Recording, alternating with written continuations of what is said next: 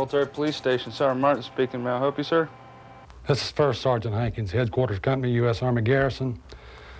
Look, we got a possible murder here in the unit. Now, I've already called for a doctor and an ambulance a few minutes ago. A violent crime or death means that CID special agents will be called to the crime scene immediately. A competent crime scene investigation demands specialized training, an understanding of basic procedures, and close attention to detail while carrying them out. During the initial phases of processing the crime scene, the critical tasks were performed in a logical and systematic manner. These included initial notification, verifying the crime scene as reported, noting weather conditions, identification of persons at the scene, setting up crime scene security, and initial observation of the crime scene. The absence of signs of life were immediately verified and procedures coordinated with the doctor. The scene was photographed and documented in the photo log and sketch. Overall observations were recorded. The crime scene was measured, evidence triangulated, and the data recorded. Evidence was collected, identified, preserved, and accounted for. The body was processed and accompanied to the morgue. And finally, rechecks of the immediate crime scene were conducted until the results were negative. After thoroughly processing the interior crime scene, where Specialist Williams was found, apparently shot to death, CID Special Agents Franklin and Bruce are ready to process beyond the immediate scene. The window could have been used as a possible route by the perpetrator. Right, I'll take the camera and get the floodlight from the vehicle. Good.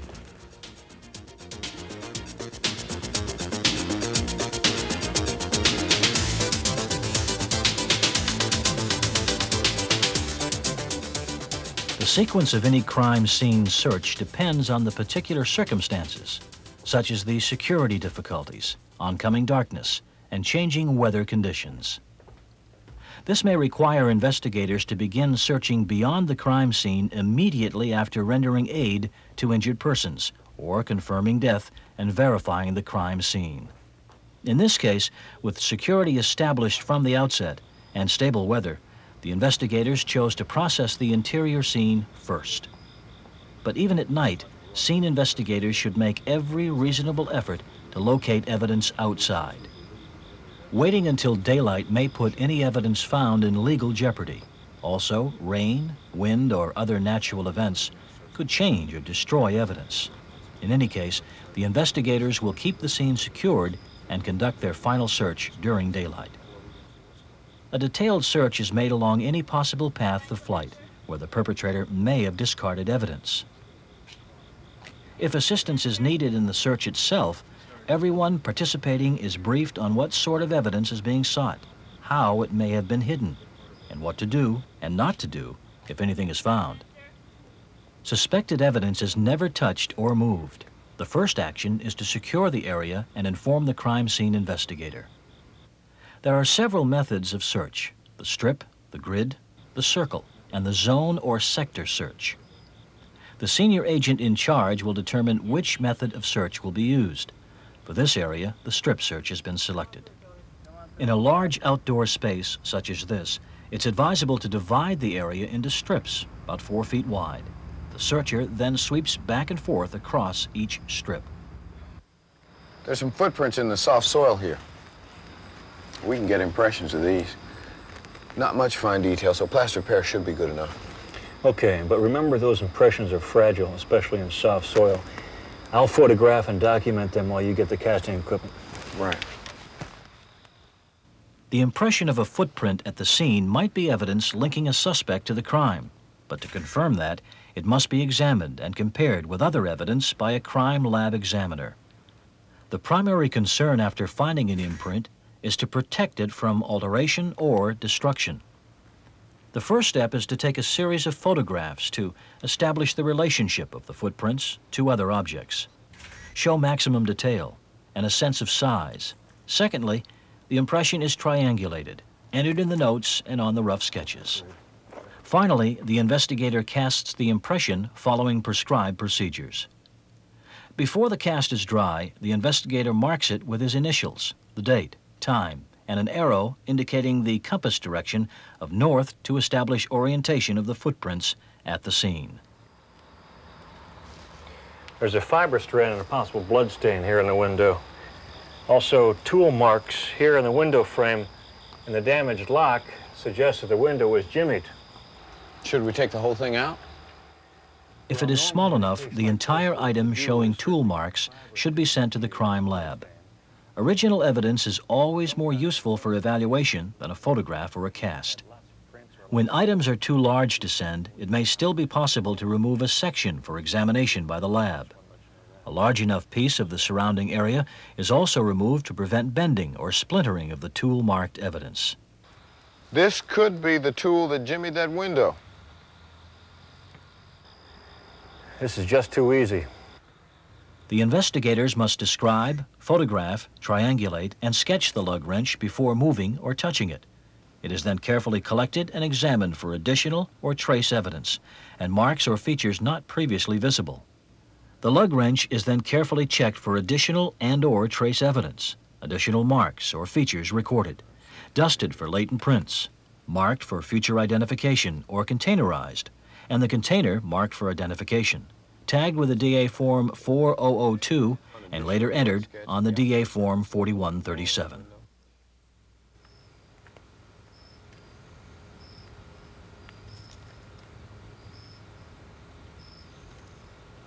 Relay to crime scene investigator. I've just located a revolver in the branches of a bush, approximately 10 feet from the sidewalk. That will be just about halfway between your location and the parking lot. Me, please. Spread this just a little Thank bit. you. All right, I'm ready. Look out. All right. Better take an evidence shot establishing location, then close-ups with and without the ruler. Enter the data in the photo log, and we'll need a separate rough sketch of the bush and the revolver on the ground. Is it necessary to take measurements and triangulate the revolver since it's fallen from the original position? Well, it is necessary to measure the diameter and height of the bush and fix its location by triangulating from the base edge of the sidewalk here. We can then triangulate the revolver by using the fixed points along the sidewalk and the trunk of the tree. I'll also make a specific entry in the notes explaining how the revolver fell out of the bush. The value of firearms evidence is dependent on its proper recovery and handling by the investigator. Legal and scientific requirements must be observed with particular care. Before picking up a firearm, the position of the hammer should be noted as being down, half-cocked, or fully cocked. Okay, ready to collect the revolver? Yeah. Firearms must be picked up with care to preserve any prints or other trace material, and of course, to avoid an accidental discharge. A handgun should be lifted by either the checkered part of the grips or the edge of the trigger guard, areas that don't usually yield useful prints, but never place any object into the barrel of a gun. Next, determine if the firearm is loaded or not. With revolvers having loaded cartridges or fired cases, a diagram is made of the rear face of the cylinder showing the position of the loaded cartridges or cases with respect to the firing pin, and an arrow is scratched on each side of the rear face of the cylinder lying under the firing pin. Now, this should also be indicated on the diagram. Finally, dust for any latent prints on the weapon. If it's decided to mark the cartridges themselves or containerize each item separately, a separate number should be added to match those assigned to the chambers of the cylinder. The investigator also determines whether to mark the revolver itself for identification or containerize it and mark the container. Want a container for the revolver, too? No, I'll mark it directly. With direct marking, he must inscribe his initials, date, and time on all major interchangeable parts of the weapon that normally leave imprints on the bullet or cartridge cases.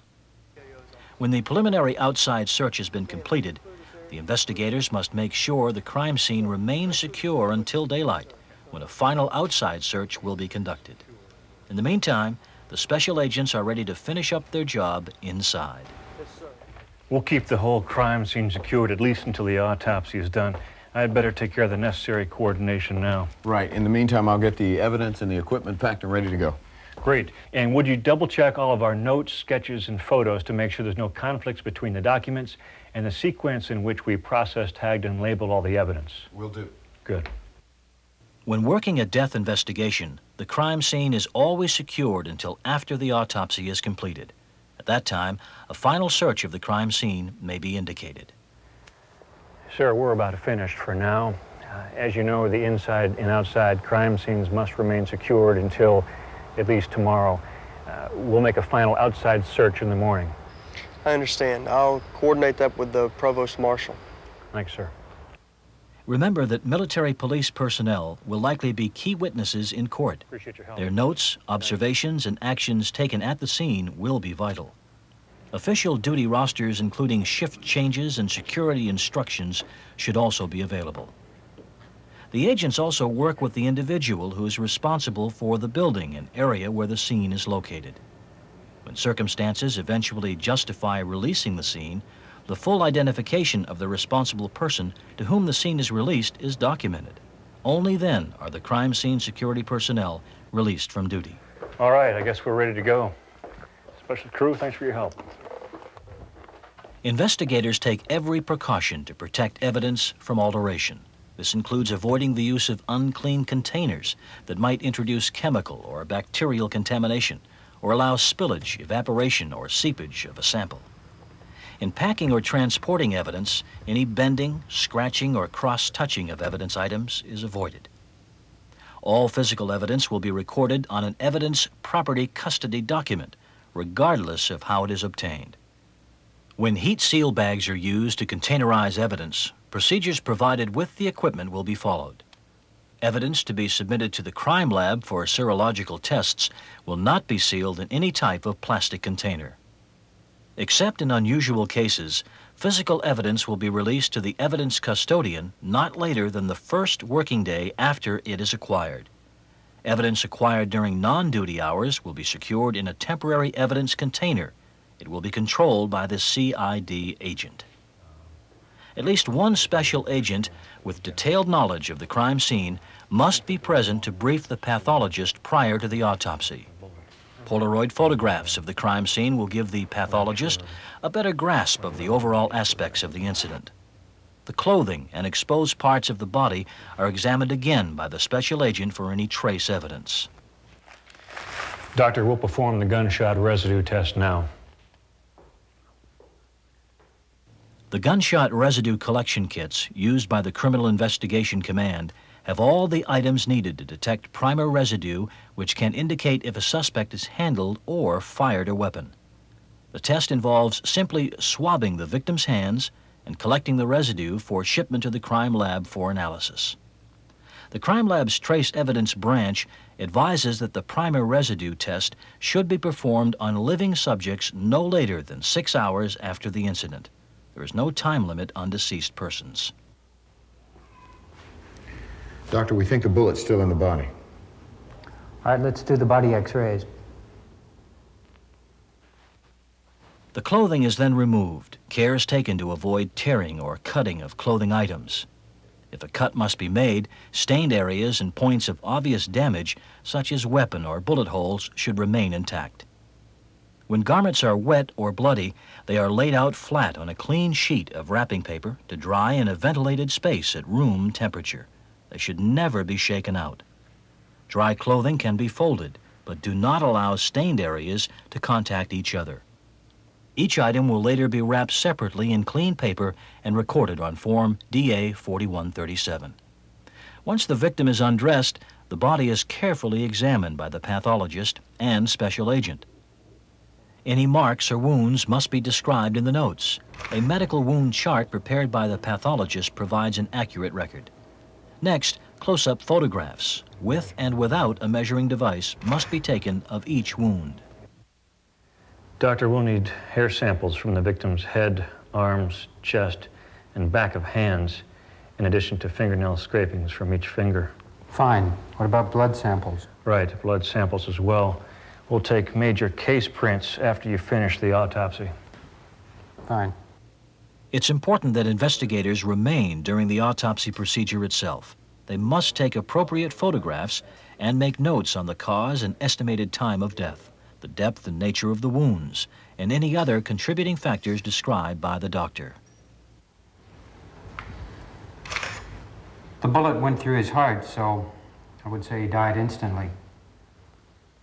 Any spent bullets or other objects recovered during the autopsy are usually identified as evidence by the pathologist and released to the investigators.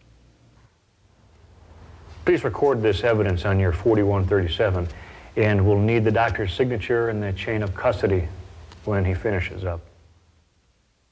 So far, there have been 3 separate DA Form 4137s completed pertaining to the same investigation, one for the crime scene, the one completed when the body was undressed, and this one prepared for evidence received from the pathologist.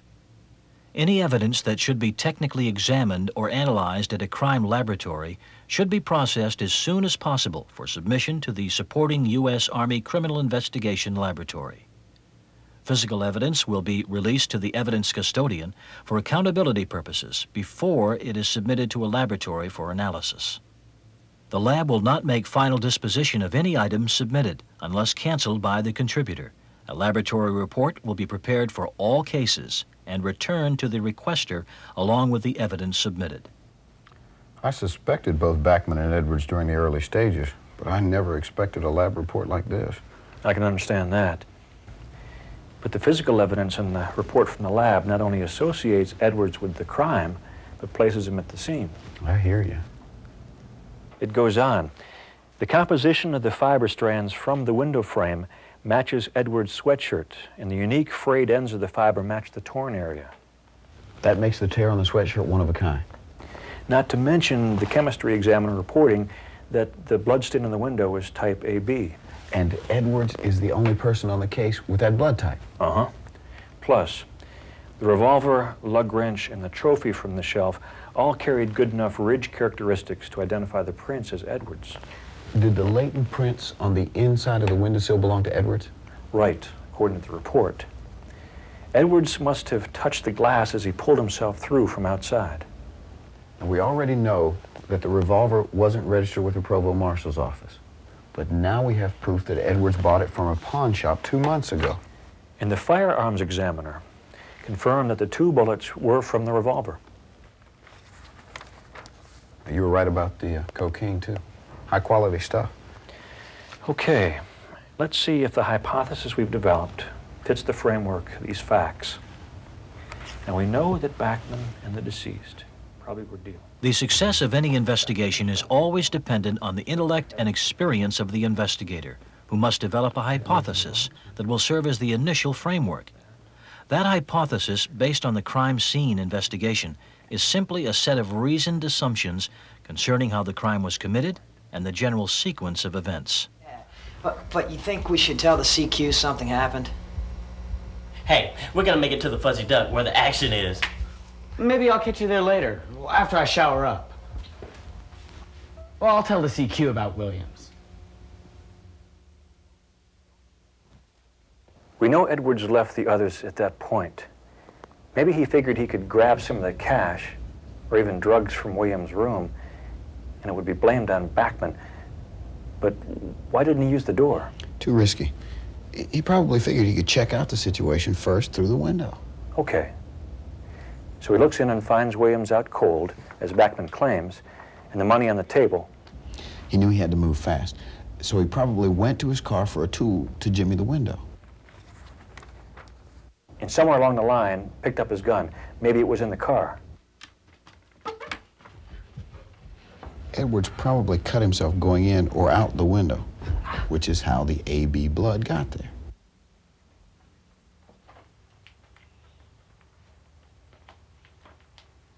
Okay. Once inside, he pockets the cash, but instead of just leaving, he must have started to search for drugs or more money stashed in the room. Whatever it was, Williams must have caught him. After that, a lot of things could have happened. The angle of the bullet hole in the wall, the positions of the cartridges, and the fired case in the revolver all indicate that Edwards must have missed with the first shot. Yeah.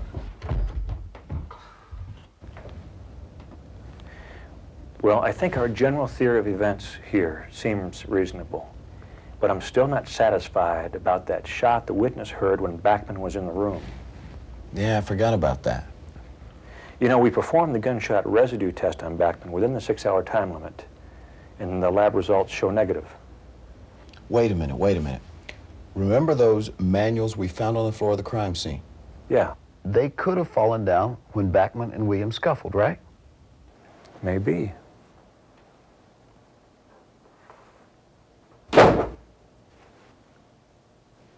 Could be. Under the circumstances, that sound could very well be perceived as a gunshot. Let me check some of these facts again. I don't think Edwards will confess or even acknowledge any guilt in this crime. Well, that remains to be seen. I've briefed his commanding officer in the case and made arrangements if we want Edwards for questioning. The commander advises the appropriate charges will be brought against Edwards even if he declines to be questioned. I know you've been talking to the staff up at the judge advocate's office. What advice are they offering? With the quantity of valuable physical evidence we've got in this case, an outright confession from Edwards may not be necessary for a conviction. When we talk to the witnesses again, we'll try to interrogate him if legally possible. Questioning witnesses and suspects are an investigator's means of obtaining information from or about persons connected with an incident. Technically, we use the term interview when we are questioning witnesses and/or victims. The term interrogation refers to the questioning of a suspect. No law enforcement official may interrogate a suspect without informing them of the nature of the suspected offense, the right to remain silent, and that any statement made may be used against them. A suspect in custody has a right to counsel. The suspect may not be questioned unless he or she has waived these rights. All right, wait. Before you go any further, I want to tell you what happened. I went in there just to see if he was okay. But he thought I was trying to rob him.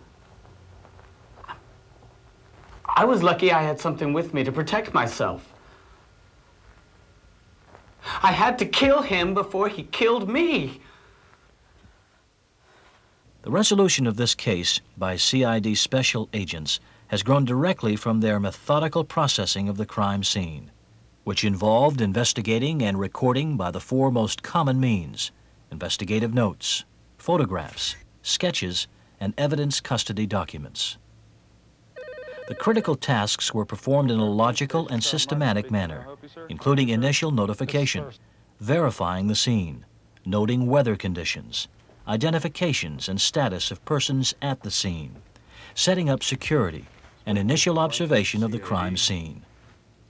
The absence of signs of life were immediately verified and actions of the doctor coordinated. The scene was photographed and each photo documented in the photo log and rough photo sketch.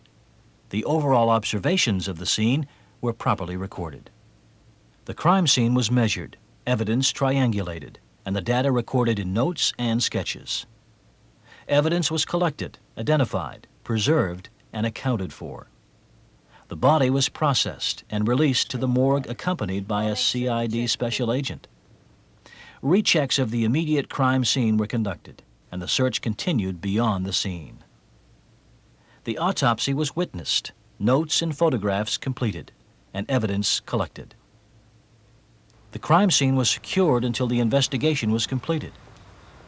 Finally, all evidence was released to the evidence custodian, and subsequently appropriate items were shipped to the crime lab for examination. The lab results were received at the CID office. The crime scene investigation results were tied in with the appropriate interviews and interrogations. Court decisions in recent years have emphasized the importance of physical evidence in the solution of crimes and the prosecution of offenders. Physical evidence can have crucial value in verifying that a crime has been committed, in identifying who committed it, and just as importantly, in exonerating those who did not. To realize the full potential value of physical evidence, investigators, crime lab examiners, and prosecutors alike must join to produce a set of facts that make it unreasonable to believe any conclusion other than the one those facts support. physical evidence plays a vital role in the investigation and solution of crimes. Trial counsels recognize that corroboration of testimony by physical evidence is essential for the successful prosecution of cases. Accused and counsel, please rise. Private First Class Jeffrey Edwards, it's my duty as military judge to inform you that this court-martial finds you of all charges and specifications guilty. Please be seated.